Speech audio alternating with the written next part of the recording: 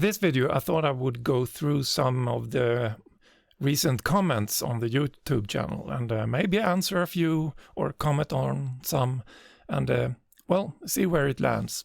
One caveat, I am not a native English speaker.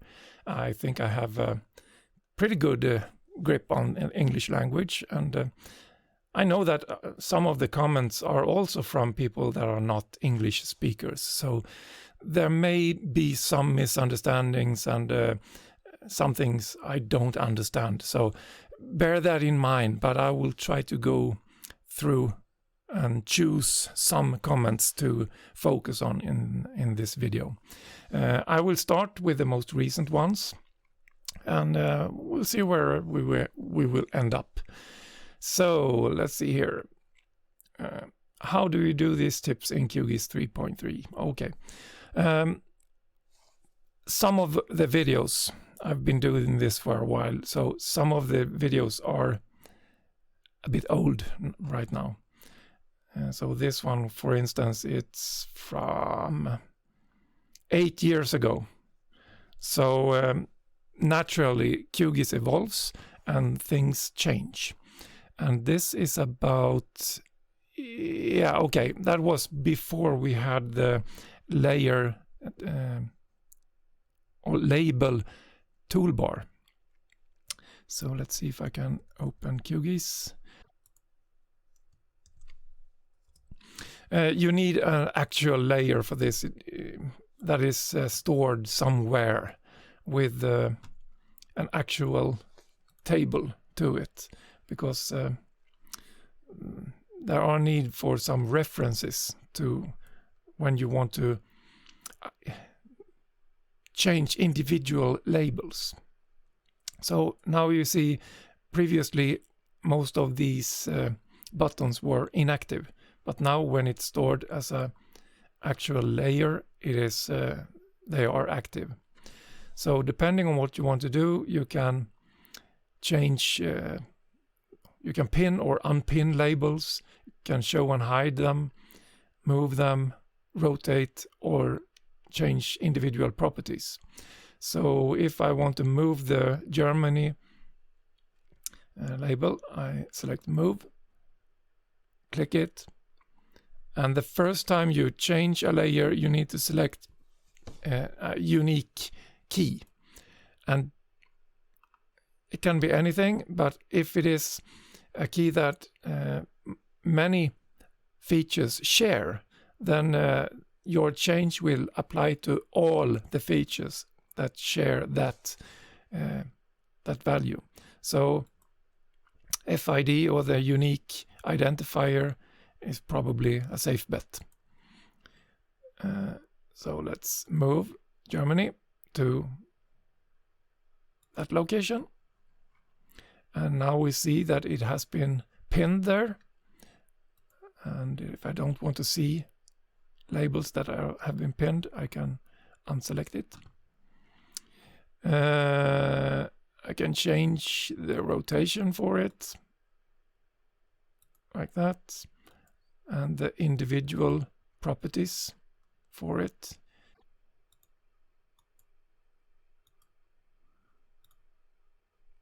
Make that one bold, bigger. If you want, I think you can use callouts here as well.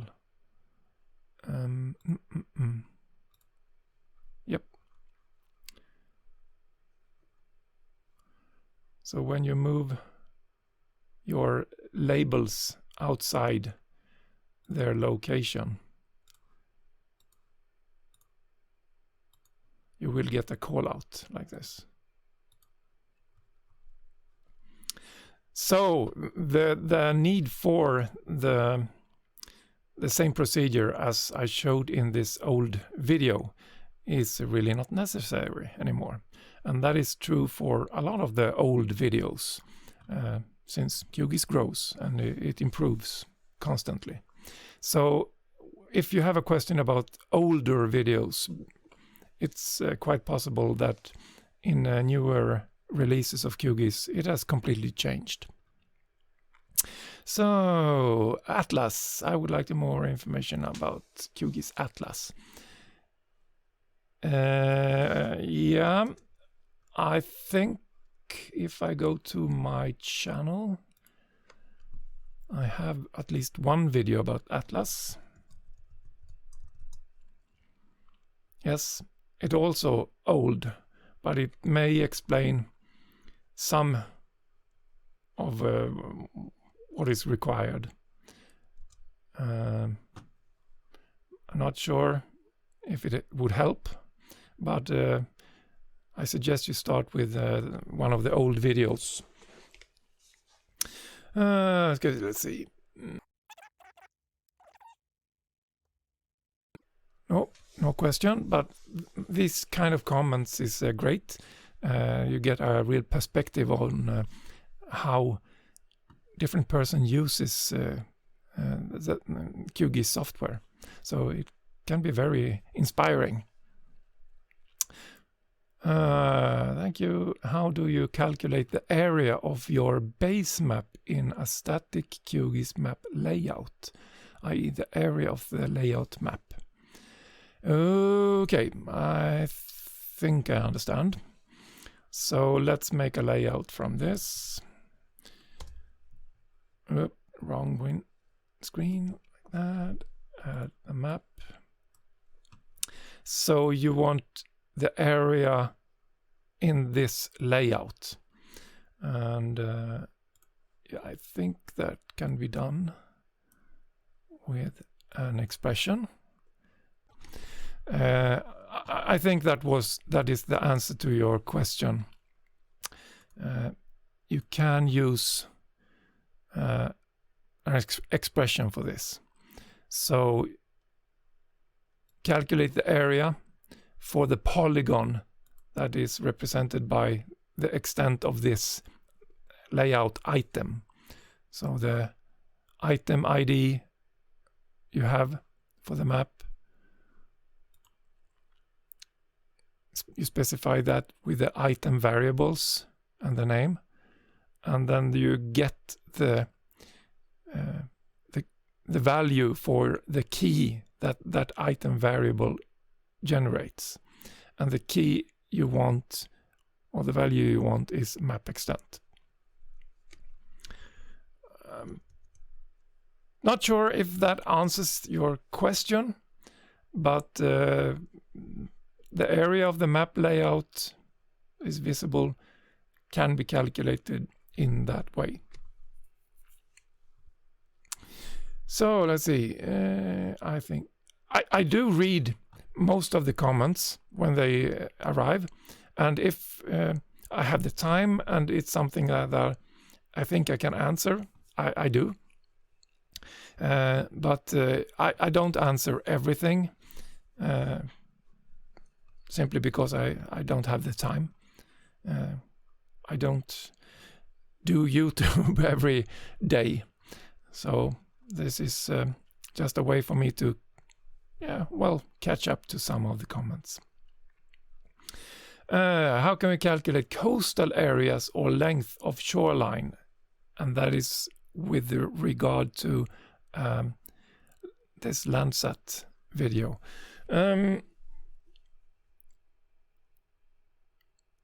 Well, you can't do it simply by pressing a button.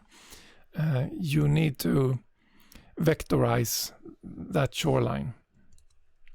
So when you do have that layer, you can create a line string layer thingy, make sure it's in a projected system, makes it a lot easier. And when you digitize your coastline, you can calculate the length of that one, either with the in the attribute table and the field calculator. Create a new virtual length integer, and make a length, geometry, like that will give you the length. You can do that dynamically as well. For instance, in a label, now I'm using that attribute, but you can calculate it directly here. So length, geometry, like that. The edit doesn't show up in fields for me. No, probably because you are using a much more recent version of QGIS. The edit widget has changed how it is being used. But if you, for instance, use this identify tool and I select here, you get this identify results panel, but you can also choose to, let me see, where is it? Edit feature form. This is the, what was it called? The edit widget. We can call it that. And you can auto open form for single feature results. So instead of this identify results panel, if it is a single feature you are identifying, you can get it to show this form directly. And this form is edited in the layer properties. So the attributes form like this. We can select the drag and drop designer.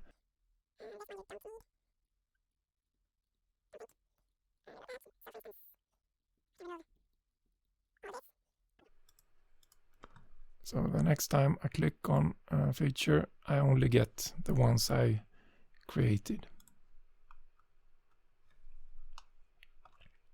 Beep.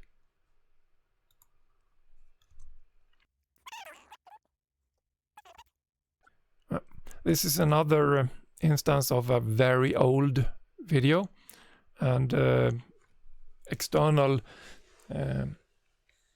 services change.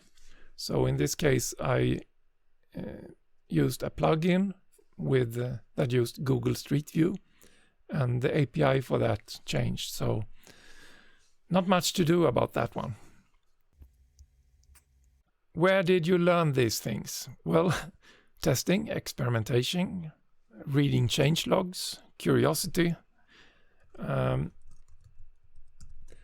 QGIS.org site, you can use for the For Users section, and here you can get the user guide, training manuals, tutorials, etc. There's also the documentation site for different types of documentation. You can download the manuals in PDFs in different languages and so on. So use the official documentations and resources and test things, experiment, have fun.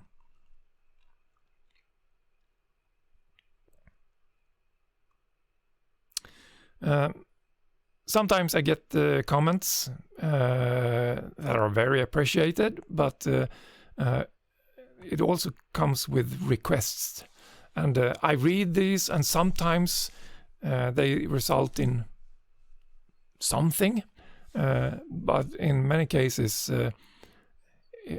I don't do anything about it, simply because I don't have the time.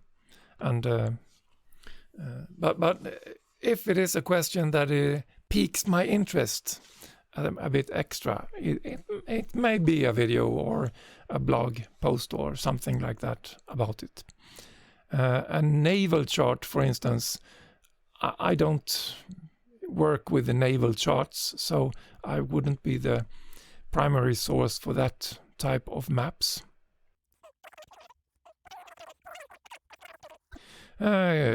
Flow direction arrows. No, I'm not sure I have the necessary expertise for that. Hans van der Kwast has some plugins, and I think he has some YouTube videos about that as well. I think he has a plugin.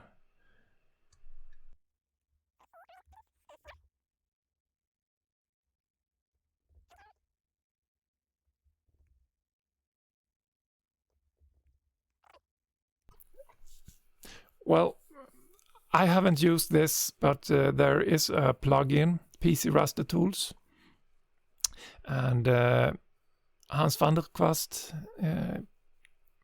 is probably the right person to answer questions about this plugin specifically, but I know that he also works with flow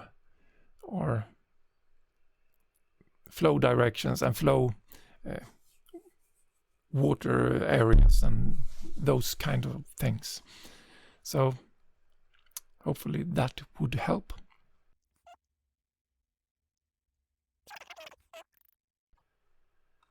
How can I create a DEM elevation model file from the surface of the image surface using the QGIS Orfeo Toolbox plugin? Okay, this is a question about the plugin. I don't use this plugin, so for any plugin you have these more info links. So if we choose Orfeo Toolbox, use the links here. That was a crappy link. So the Orfeo Toolbox is probably not that maintained, unfortunately. So I'm not sure what I would recommend. I would try to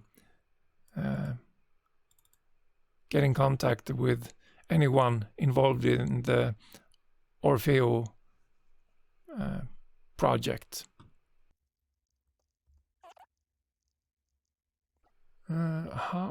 How would I be able to use this to do a live, dissolve and sum by category text label?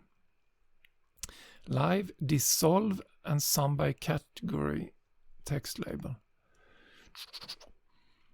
To check total population by district.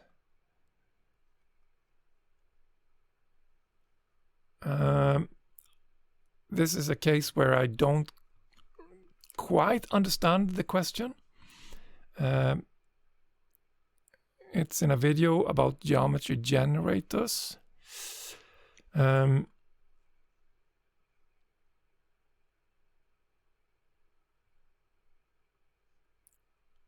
I think this could be a case where, let's say you have neighboring polygons that together end up forming a district, and you want to have a sum of some value in the collection of polygons in that district to show up.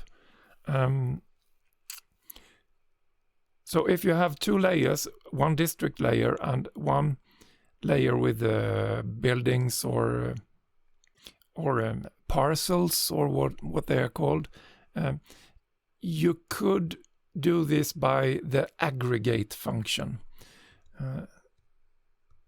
So let's see if I can demonstrate.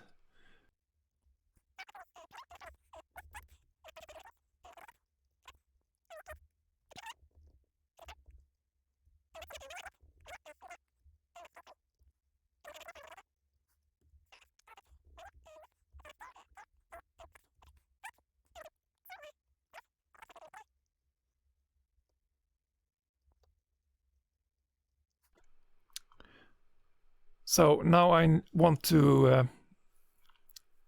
have a label for the district that sums the values from the included polygons.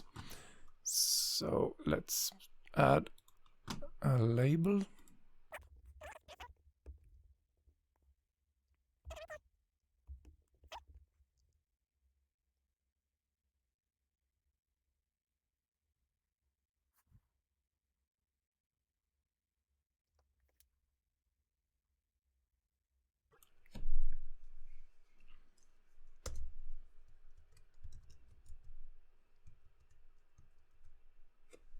There we go. So parcel is a text, sum is a text, and value is an attribute value from that layer. And then we get 11. This works fine, but if I move, let me activate the advanced digitizing panel. No, the advanced digitizing toolbar. And let's move the, oops, didn't mean to do that. Let's move this one out. It's still 11 because I haven't a function to test whether they are inside or not. So let's go back to this one. And the aggregate function have a filter. So let's add the filter. So if intersects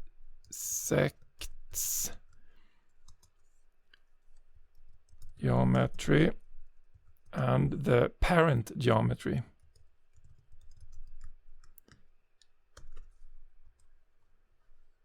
did that work? No. The parent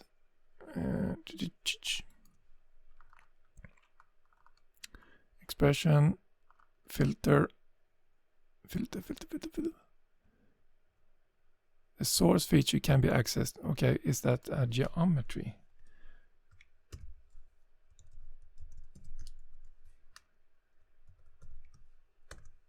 Yes, it was. So now we have 9, and if I move this feature back inside, it should be 11. Yeah. And if I add a new parcel outside and say that is 5, and another one that is 4, and then we create a new, let's be fancy, add this snapping toolbar, snapping, doot, doot.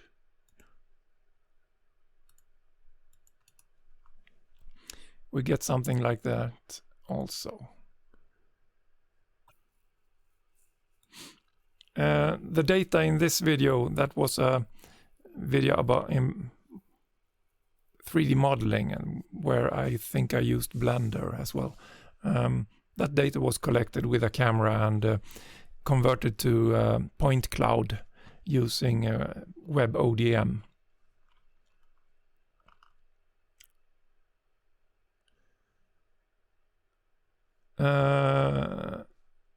Advanced editing. I think this is not that old video, or maybe it is. It is 4 years old, so yeah, it's a bit old. and there are certainly new functions. Would I do a new video on this? Maybe, but I don't plan ahead that much, so you shouldn't expect it. Okay, there's another Atlas question. How would one make it so page 1 follows a different theme to the rest of the pages? Ooh. And by theme, I am assuming you are talking about these themes. I don't know.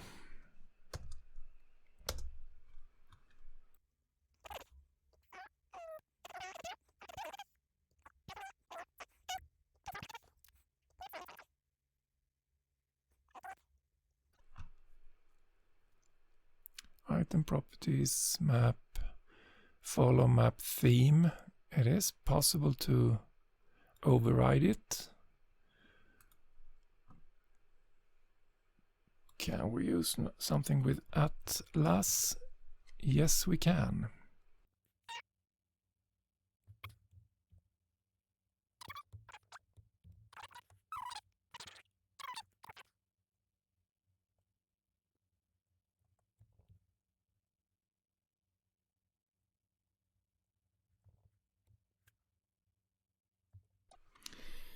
If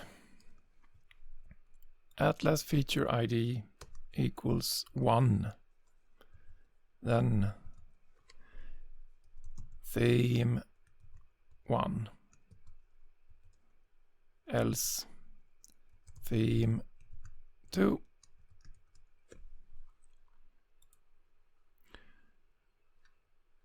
And now I need those themes.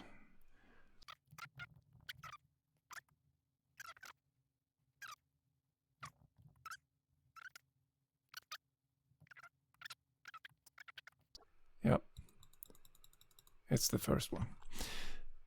So it's possible to have a different theme on different pages in an atlas by using the data-defined overrides and an expression that simply tests which feature number in the atlas is currently shown. And if it is the first one, use one theme, and in other cases use another. How to automatically create a polygon from properties point based on fields land width and land length and angle or bearing. Yes, that could probably be done by a geometry generator.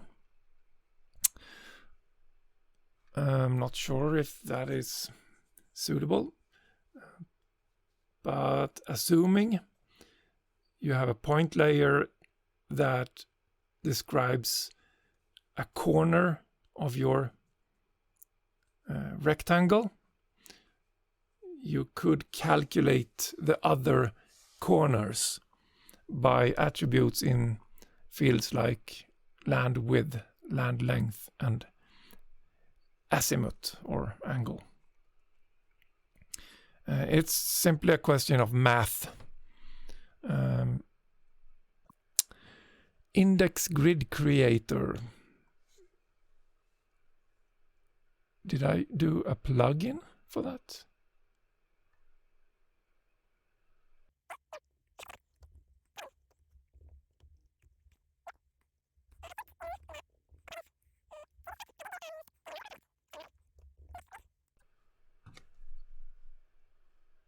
I did do a model for this, and I try to describe my models as good as possible.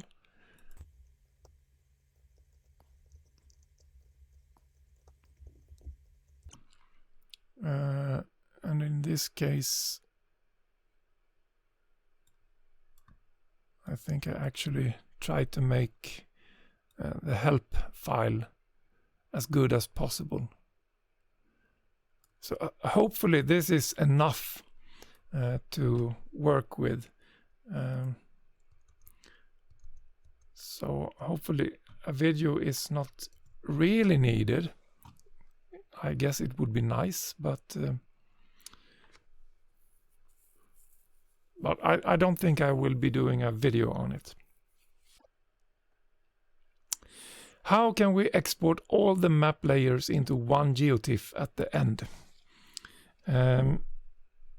Yeah, okay.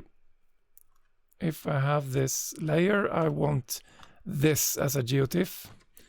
It consists of 2 vector layers. It looks like this. I can simply, let's see, was it or is it project?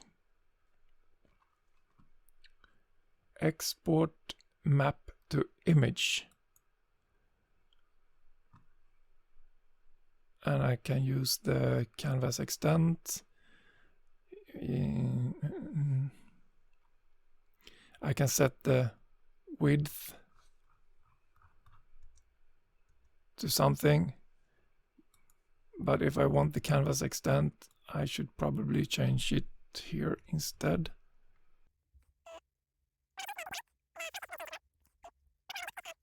So let me just save that to some form of map, test map, and GeoTiff.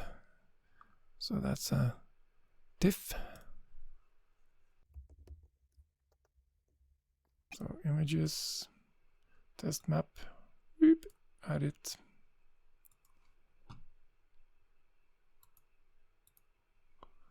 So here we have the GeoTiff.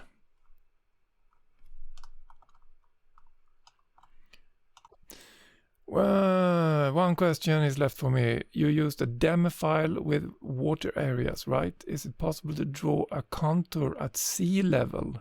This is not working on my files when I follow your instructions. So it's contour lines and possible to draw a contour at sea level. Shouldn't be any problem.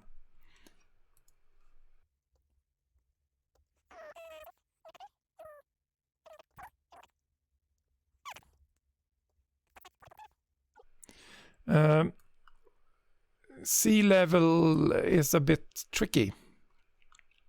If I use this question, and this is the sea.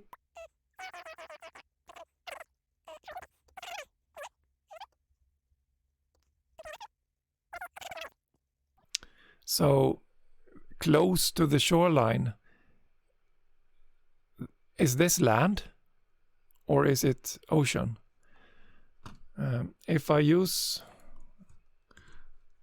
this layer when I generate my contours, I need to define the elevation for shoreline. So let's extract contours and say 0. No, intervals, that should be a large number. And elevation 0. And create a temporary layer. It will take a little bit of time.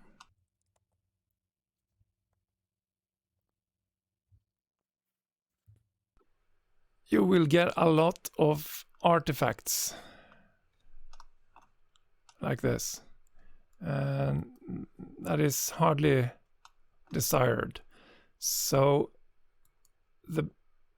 you need to find a number. No.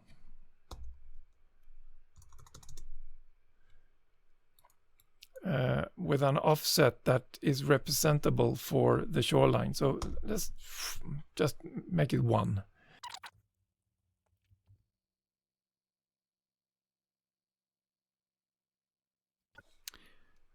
And here we get a bit more realistic coastline, I guess. So you need to test and try at what level you should make your offset.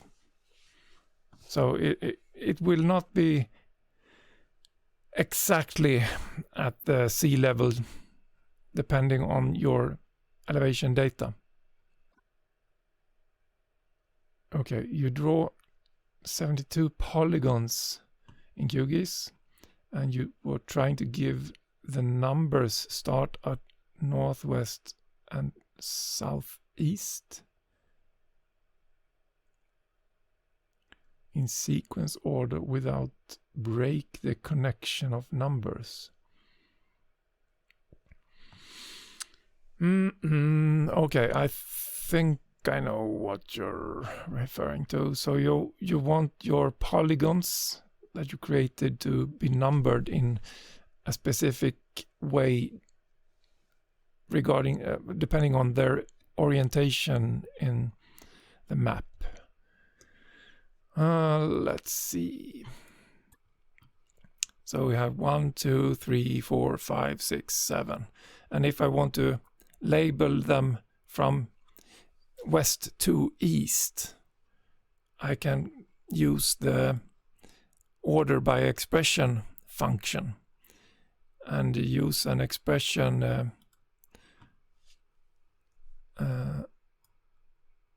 connected to the geometry. So what I tried here was the x value of the centroid geometry. So that is only going from west to east. Create a new geometry, close that one, and this one should be styled with a label. Yes, I need to create the numbers first. So now the features are ordered in the way I want them to be ordered, and I can use the row number value to create a new order. Let's see if that works. Let's see. So let's use order.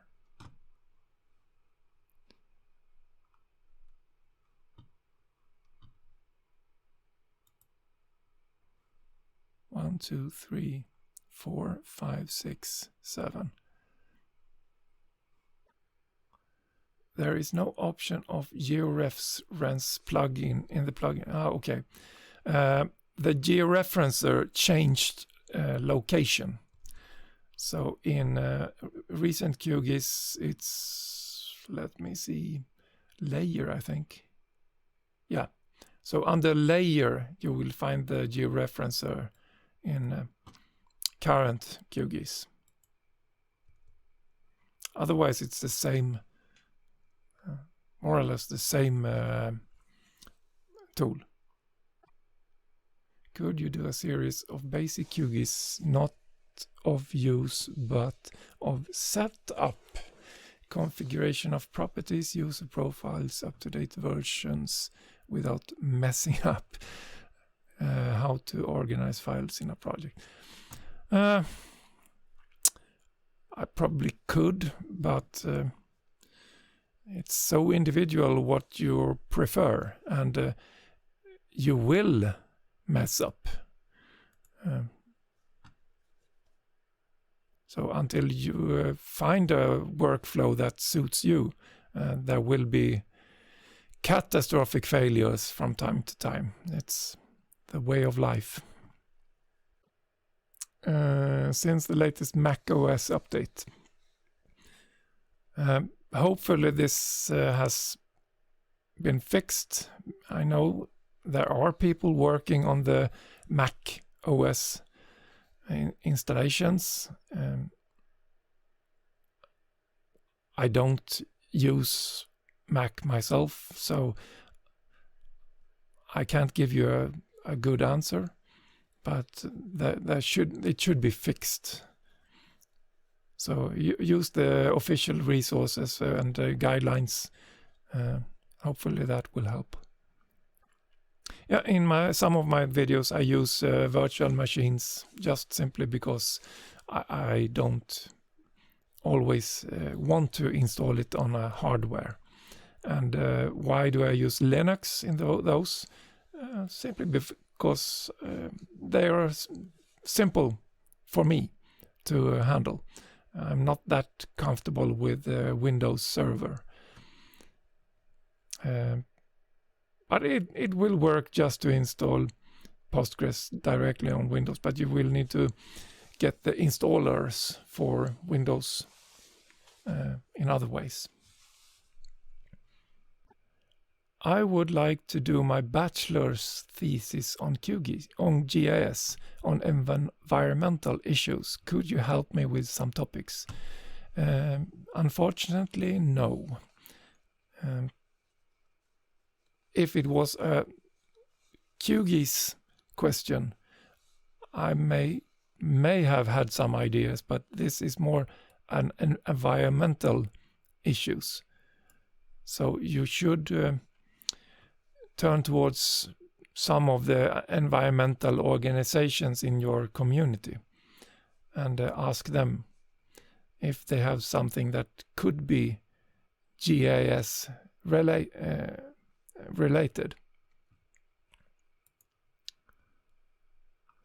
Adobe Lightroom, please. No, it's not a GIS, it's not available for Linux, it's not open source.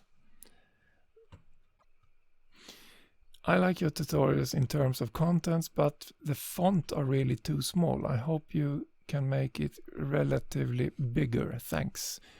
I know I have some videos where the fonts are really small, and hopefully that has changed.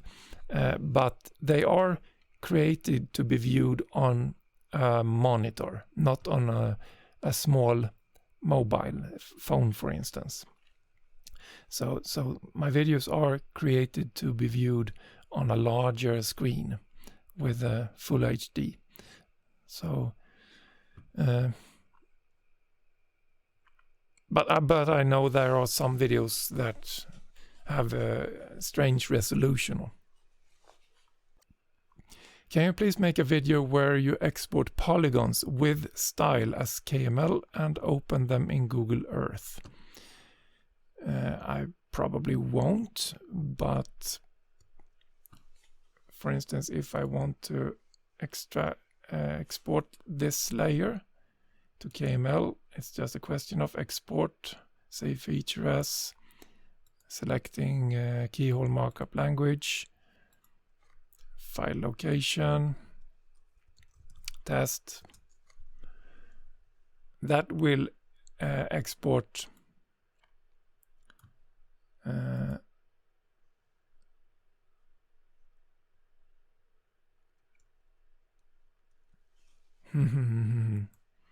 let's try that one, symbology.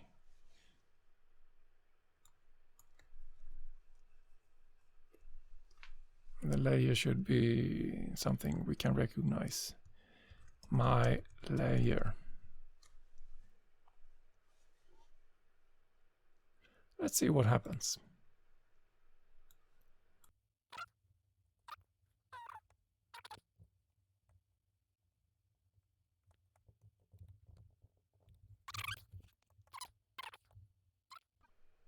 Open, import KML file, and geodata, trash, test KML.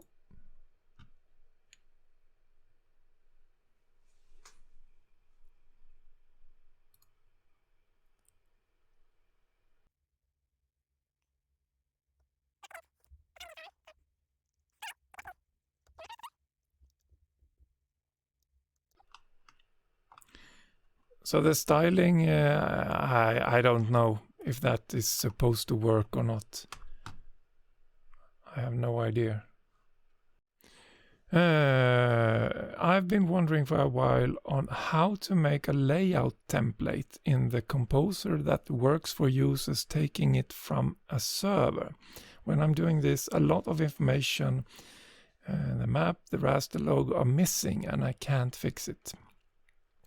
This sounds like an issue of broken URLs. So when you create a layout, you point to different files on that are accessible from your computer. And those URLs, those paths, must also be accessible from other computers. So you can't use local URLs unless they are relative to the project file itself. That could be an issue. So if you are using a logo that you have on your own computer, you should make sure you embed it into the project file.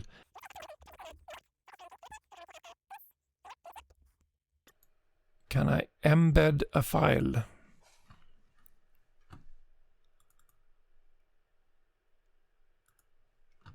I love the queue. That's fine. It's an SVG file. So that one is embedded. Raster image. I can embed a raster image. Yes. So make sure you embed it, and then it will be included within the project file. Go to OpenStreetMap. Are not open in my QGIS. Please send me a video. I think this relates to a plugin, and go to OpenStreetMap. Is that a plugin?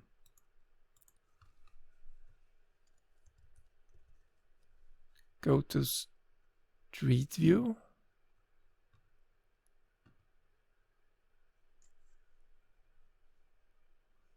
Not sure.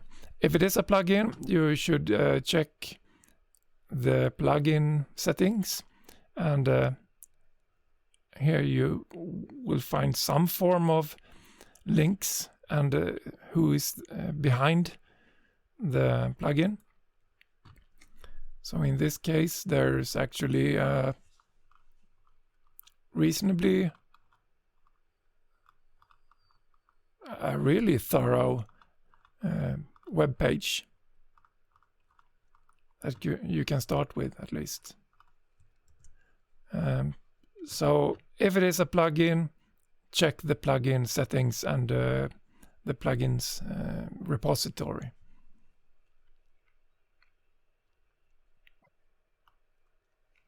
What's a good place to search for additional symbols? Yes, this one. Plugins, QGIS.org styles. This is a great resource for additional styles. So you can sort by what type of style you want and search for them, and then you can just download it and add it to QGIS in the settings style manager. Import right here, import items and a file, and it should be an XML file. So you will download a zip file, and that when you extract that, you will have an XML file inside it, and those you import. And there's a button here on the style manager that will take you directly to the styles hub, where you can get different styles to download. Yeah. Now we are at 1 year mark, and the video is probably long enough, so I will end it there. And hopefully this has been helpful to some of you at least. And keep adding comments to the videos. I read as many as I can, and if I have the opportunity and the know-how, I will answer them as well. Otherwise, anyone can add a comment or answer a comment on a video. So see you next time.